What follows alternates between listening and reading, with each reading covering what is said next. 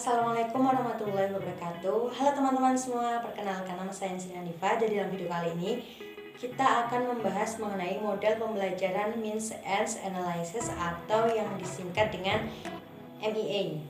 Nah, jadi langsung saja kita masuk ke dalam materinya.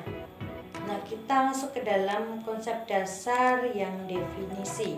Nah, jadi untuk pengertiannya itu secara bahasa MEA berasal dari 3 kata, yaitu means, ends, dan analysis.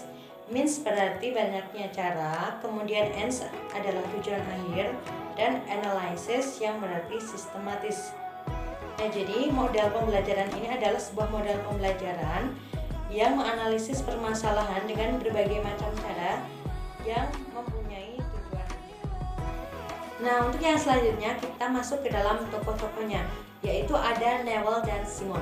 Mereka berdua adalah orang yang pertama kali mengembangkan dan menyatakan bahwa Means Ends Analysis merupakan salah satu teknik yang digunakan dalam artificial intelligence untuk mengontrol upaya pencarian dalam program komputer pemecahan masalah.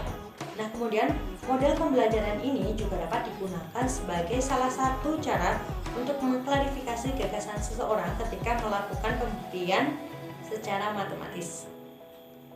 Nah, ciri khas dari model pembelajaran ini adalah pendekatannya yang bersifat heuristik, yaitu mengelaborasi subset persoalan agar menjadi lebih sederhana, mengidentifikasi menjadi perbedaan, menyusun subset persoalannya sehingga menjadi suatu konektivitas atau yang berkesinambungan.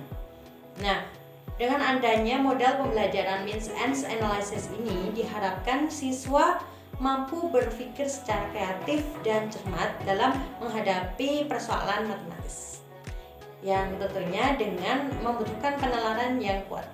Nah, selanjutnya kita akan masuk ke dalam langkah-langkah atau sintaks model pembelajaran MEA. Nah, untuk yang pertama, kita mengidentifikasi perbedaan antara goal state dengan current state. Nah, pada tahap yang pertama ini, siswa diharapkan atau diarahkan dapat memahami dan mengetahui konsep-konsep dasar matematika yang terdapat dalam permasalahan matematika yang diberikan.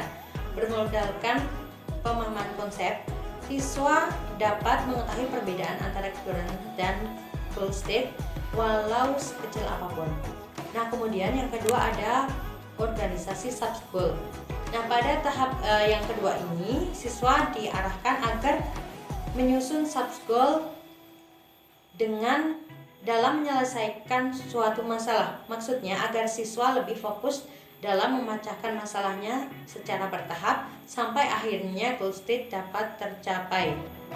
Nah, untuk yang terakhir ada pemilihan operator atau solusi. Nah, pada tahap yang terakhir ini, setelah sub-goal terbentuk, siswa dituntut untuk memikirkan bagaimana konsep dan operator yang efektif.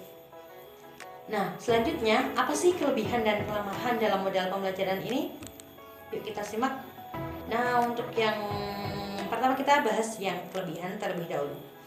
Nah, yang pertama ada siswa lebih berperan aktif dalam pembelajaran dan mengungkapkan gagasannya. Jelas bahwa dalam proses pembelajaran model pembelajaran seperti ini, siswa tentunya mampu berperan aktif dalam pembelajaran karena siswa diminta untuk menganalisis. Dalam menganalisis berarti siswa dapat memahami suatu masalah tersebut dan mengetahui bagaimana siswa diharapkan mampu mengetahui bagaimana cara menyelesaikan masalah tersebut, sehingga dalam jika berdiskusi kelompok tentunya siswa dapat berperan aktif karena sudah mengetahui persoalan yang sudah dibahas. Nah, untuk yang selanjutnya siswa yang memiliki kemampuan matematika yang kurang dapat mengatasi persoalan dengan cara mereka sendiri. Nah, ini matematika itu punya banyak cara, bukan hanya satu cara. Namun tujuannya itu adalah satu, walaupun kita dari banyak jalan sekalipun, tapi kita itu mempunyai arah dan tujuannya yang sama dengan cara yang benar tentunya. Masih terkonsep seperti itu. Nah, kemudian kita masuk ke yang ketiga.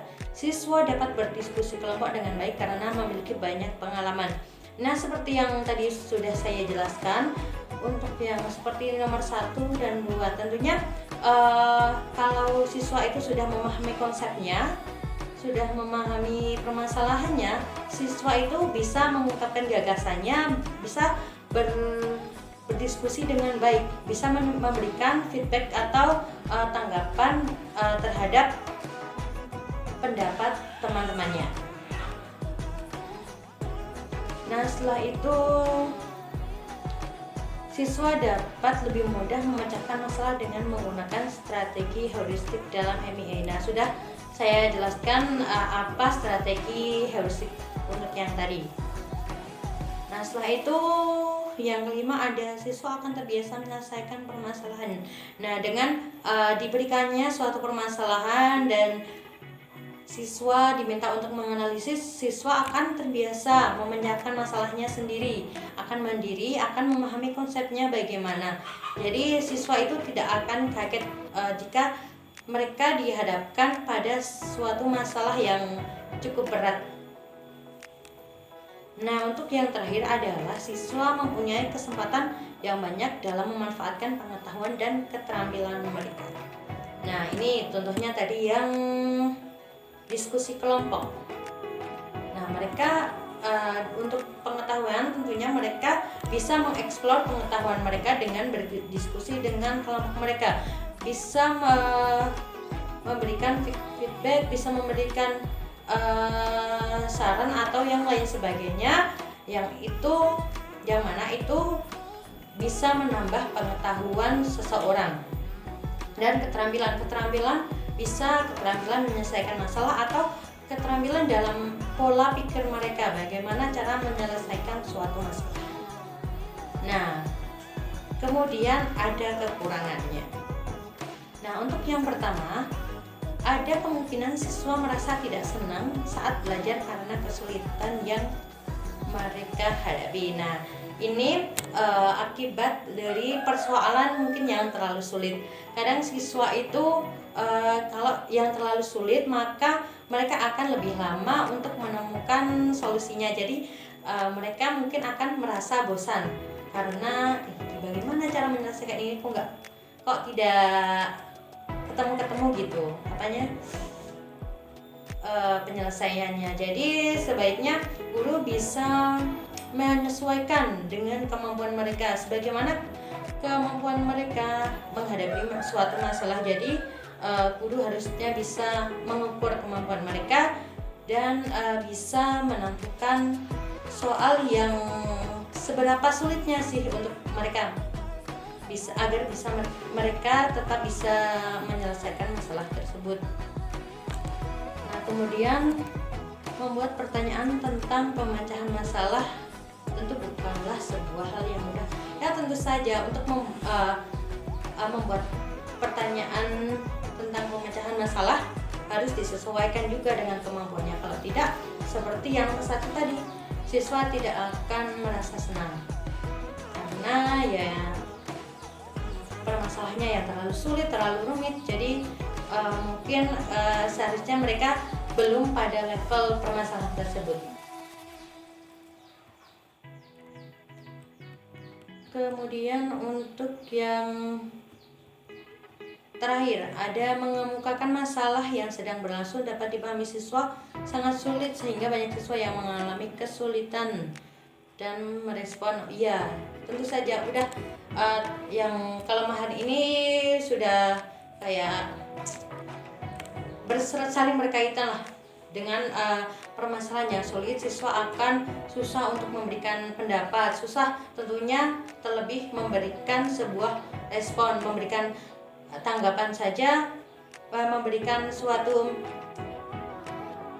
memberikan opini saja sudah bingung, apalagi nanti kalau siswanya disuruh untuk memberikan respon atau tanggapan kepada temannya. Jadi harus menyesuaikan tentunya ya dengan kemampuan siswa per siswa. Jadi kemampuan antar siswa itu berbeda-beda, maka harus disesuaikan juga.